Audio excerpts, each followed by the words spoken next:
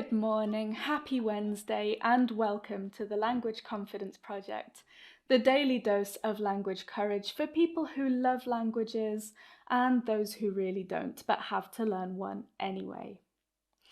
And today I just want to check in with you and see if the idea that we need to do things consistently is actually getting in our way.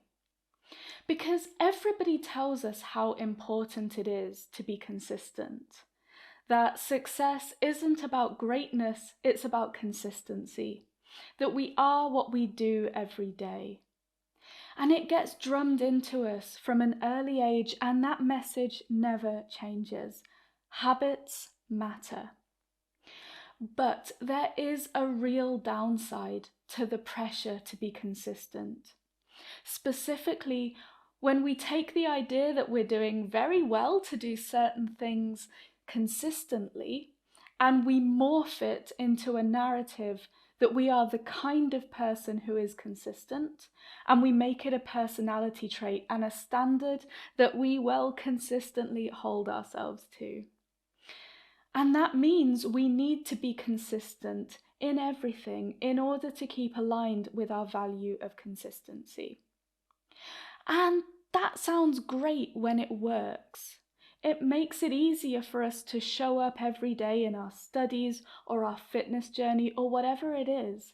And every act of consistency feeds into that loop, and it creates a circle of joy and affirmation in which we can congratulate ourselves on doing and being what we said we would do and be.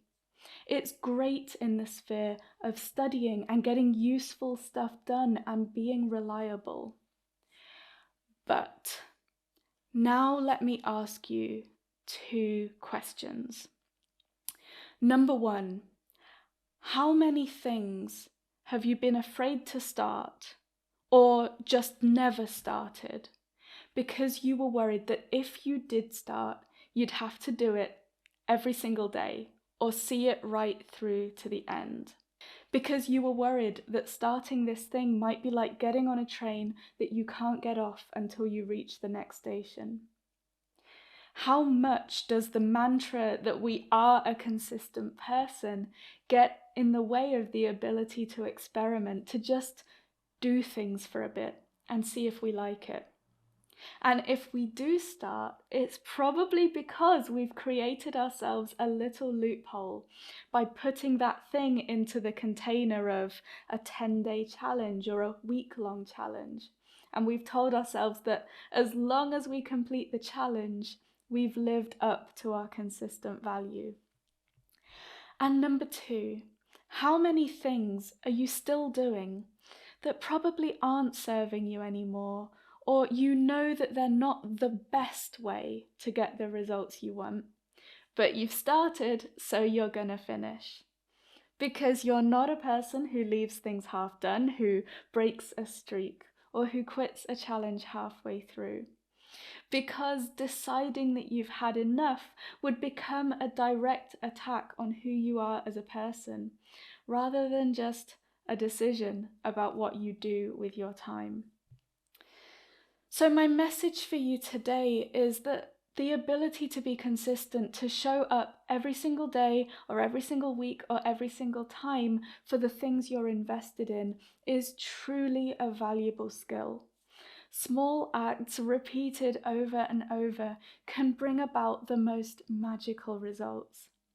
But consistency is never the whole picture, so you have to make sure that that identity that you carry about yourself is flexible enough and nuanced enough to allow some things to just ebb and flow into and then out of your life. And you're allowed to unchain yourself from the notion that consistent people do everything consistently.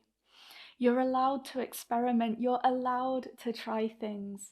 You're allowed to break streaks, and you're allowed to refuse to finish things that aren't working anymore.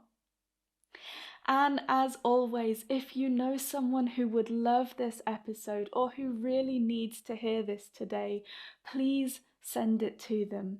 And if this episode or the whole podcast helps you, please leave me a review on whatever podcast app you usually use to help other language learners to find me. Let other language learners know that they don't have to do this alone.